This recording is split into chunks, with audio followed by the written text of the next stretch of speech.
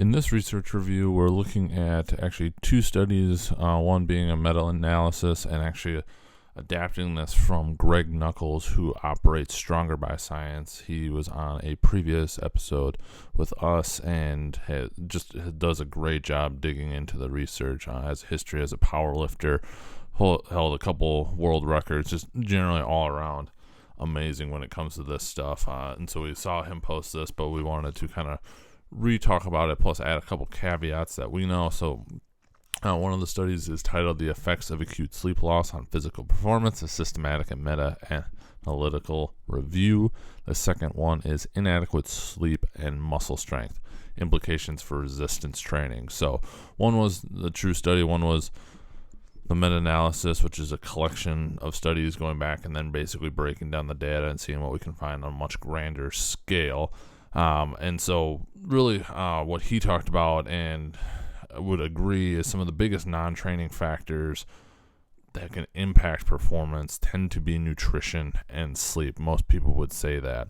And so when they looked at all of this data, what they found was that sleep restriction and deprivation don't seem to affect acute strength performance nearly as much as we would think. To me, just thinking about it is you have a horrible night's sleep, you're probably not going to function at the highest level. And so what they found on sleep loss and strength, there was about a 2.85% decrease.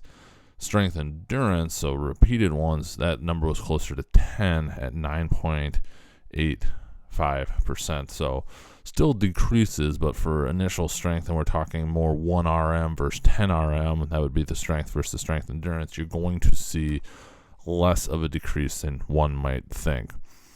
So really, a night of poor sleep has a larger negative impact on performance in the evening than it would in the morning. So that would be something else to take into consideration. Of if you sleep bad on Friday night, you may still be able to perform fairly well Saturday morning, but that potentially is going to decline as you get further into the day, and maybe that lack of sleep is still really catching up to you.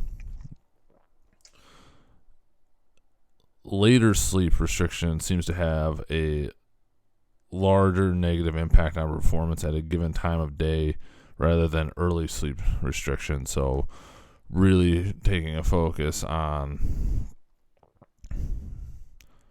cut out the last 10 seconds.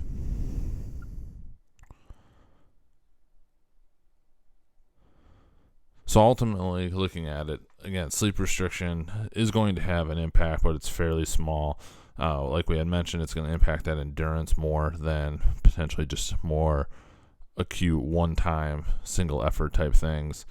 And it is likely that more sleep loss increases the negative effect, i.e. are you getting sleep deprivation or any issues with it over the course of time. So if you do multiple nights in a row where you don't sleep very well, or that you're restricted due to whatever reason. So a couple of things that we thought were interesting from that was exactly that it is there, but it is not necessarily as maybe dramatic as one thought. Now, that being said, this is talking purely some strength and potential lifting. Now, that doesn't necessarily transfer over to performance, and say if you are a sport athlete or you are going to do endurance or whatever it may be, where as sport athletes, anything that's high velocity or ballistic, that could really impact you in what you're trying to accomplish, because it is almost more of that strength endurance where you're having to do it over and over again over a long course of time. So really, sleep is still going to be essential for that, because a 10%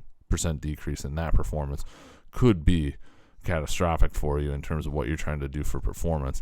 In a separate study that we actually were a part of, we were noticing how much anxiety and things would come up and then impact sleep by knowing you had early workouts the next morning, and how that combined with studies. So your sleep quality actually got worse knowing you had things early in the morning. So it's something to take into account when you're trying to have early morning sessions. Are you putting enough time the night before to try and make up for that early morning that's coming, or the anxiety that's really playing a role in you getting ready to be there for that, plus get everything else you have done? That we looked at specifically in collegiate athletes, so there's a lot more going on than necessarily everyday athlete that's trying to get up, but that really could impact you if you're trying to get an early morning workout in before the kids get up, or different things there. So a lot of different things to consider there. But ultimately, long story short, sleep does seem to impact strength more so, and strength endurance,